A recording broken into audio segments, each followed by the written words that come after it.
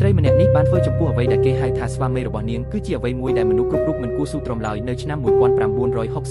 ស្ត្រីម្នាក់ឈ្មោះ Patty Locke បានផ្លាស់ទៅរស់នៅក្នុងផ្ទះស្ងាត់មួយនៅទីក្រុងតូចមួយក្នុងតំបន់ជនបទរដ្ឋយោជានាងបានប្រាប់អ្នកជិតខាងថ្មីរបស់នាងថានាងទើបតែរៀបការជាមួយបុរសម្នាក់ឈ្មោះ Walter ដែលតែងតែធ្វើដំណើរទៅធ្វើការចំពោះមនុស្សគ្រប់គ្នានៅជុំវិញនាងហាក់ដូចជាអ្នកជិតខាងដ៏ល្អចុះនាងបានយកកំហុសជៀនមកញ៉ាំគ្រប់កម្មវិធីជួបជុំក្នុងសង្កាត់ទោះជាយ៉ាងណាក៏ដោយគ្មាននរណាម្នាក់ធ្លាប់បានឃើញ Walter ឡើយនៅពេលណាដែលមាននរណាម្នាក់សួរថា Walter នៅឯណា Patty តែងតែមានលេខរួចរាល់យ៉ាងណាក៏ដោយលេខនេះមួយស្ដាប់ទៅគួរឲ្យជឿគ្រប់គ្រាន់ដែលគ្មាននរណាម្នាក់សួរសំណួរផ្សេងទៀតឡើយបន្ទាប់មកនៅរដូវក្តៅឆ្នាំ1982អ្វីបានផ្លាស់ប្ដូរប៉ាទីស្រាប់តែដួលសន្លប់នៅក្នុងទីធ្លាខាងមុខផ្ទះរបស់នាងខណៈពេលកំពុងស្រោចទឹកការរបស់នាងពេលក្រុមសង្គ្រោះបន្ទាន់មកដល់ពួកគេបានសម្រេចចិត្តសែងរទេះរបស់នាងឆ្លងកាត់ទ្វារខាងមុខជំនួសឲ្យការដើរជុំវិញផ្ទះពេលពួកគេចូលទៅក្នុងផ្ទះក្រុមសង្គ្រោះបន្ទាន់បានកត់សម្គាល់ឃើញច្រវាក់ធ្ងន់មួយព្យួរពីចំណុចទីទ្វារបន្ទប់ក្រោមដីនៅពេលដែលមន្ត្រីប៉ូលីសបានចុះទៅបន្ទប់ក្រោមដីពួកគេបានរកឃើញរឿងដ៏គួរឲ្យរន្ធត់មួយពួកគេបានរកឃើញបុរសម្នាក់នៅរស់គាត់បាក់អាហារូបត្ថម្ភយ៉ាងធ្ងន់ធ្ងរគាត់លែងអាចដើរបានទៀតហើយគាត់មើលទៅហាក់ដូចជាចាស់ជាងអាយុវិតរបស់គាត់ជិត30ឆ្នាំទោះជាយ៉ាងណាក៏ដោយឈ្មោះរបស់គាត់មិនមែនជា Walter ទេទុយទៅវិញគាត់ធ្លាប់ជាអ្នកលក់ដូរធ្វើដំណើរក្នុងឆ្នាំ1968ដែលគ្រាន់តែឈប់នៅផ្ទះខុសដើម្បីសួរទីដៅគាត់មិនដែលចាក់ចេញទេនៅក្នុងសំណេរការបុរសនោះបាននិយាយជាសាធារណៈជាលើកដំបូងក្នុងរយៈពេល14ឆ្នាំគាត់បានប្រាប់ចៅក្រមថាប៉ាទីមិនដែលជាភរិយារបស់គាត់ទេនាងគ្រាន់តែសម្រេចចិត្តថាថ្ងៃណាមួយគាត់នឹងក្លាយជាស្វាមីរបស់នាងទោះជាយ៉ាងណាក៏ដោយអ្វីដែលនាងបានធ្វើចំពោះគាត់ក្នុងរយៈពេល